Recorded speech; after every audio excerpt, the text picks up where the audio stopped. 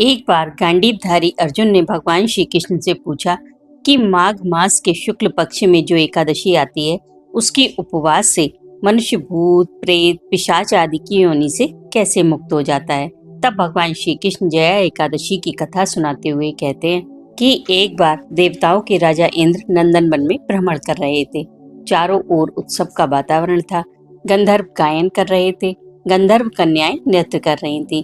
वहीं पुष्पवती नामक एक गंधर्व कन्या ने माल्यवान नामक गंधर्व को देखा और उस पर आसक्त होकर अपने हाव भाव से उसे रिझाने का प्रयास करने लगी।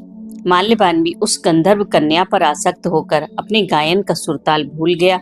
इससे संगीत की लय टूट गई और समस्त आनंद क्षीण हो गया। सभा में उपस्थित देवगणों को यह अत्यंत अनुचित लगा। यह देखकर देवराज इंद्र भी रुष्ट हो गए। उन्होंने क्रोधवश माल्यवान और पुष्पवती को श्राप दे दिया कि संगीत की साधना को अपवित्र करने वाले माल्यवान और पुष्पवती, तुमने देवी सरस्वती का घोर अपमान किया है, अतः तुम्हें मृत्युलोक जाना होगा। गुरुजनों की सभा में लज्जाजनक प्रदर्शन करके तुमने गुरुजनों का भी अपमान किया है, इसलिए इंद्रलोक में तुम्हारा रहना अब वर्जित है। अब तुम पिशाचों के समान जीवन व्यतीत करोगे। देवराज इंद्र का श्राप सुनकर दोनों अत्यंत दुखी हुए तथा हिमालय पर्वत पर जाकर पिशाच योनि में दुख पूर्वक जीवन यापन करने लगे। उन्हें गंध रस स्पर्श आदि का तनिक भी बोध नहीं था। वहां उन्हें असहनीय दुख उठाने पड़ रहे थे। उन्हें एक क्षण के लिए भी निद्रा नहीं आती थी। पर्वत का वातावरण अत्यंत शीतल होने के कारण उनके रोम खड़े हो जाते थे, हाथ पैर सुन्न पड़ जाते थे और दांत किटकिटाने लगते थे। एक दिन उस पिशाच ने अपनी स्त्री से कहा, पता नहीं हमने पूर्व जन्म में कौन से पाप किए थे जो हमें ये दुखदायी पिशाच योनि प्राप्त हुई है। यही विचार करते हुए दोनों अपने दिन व्यतीत करने लगे।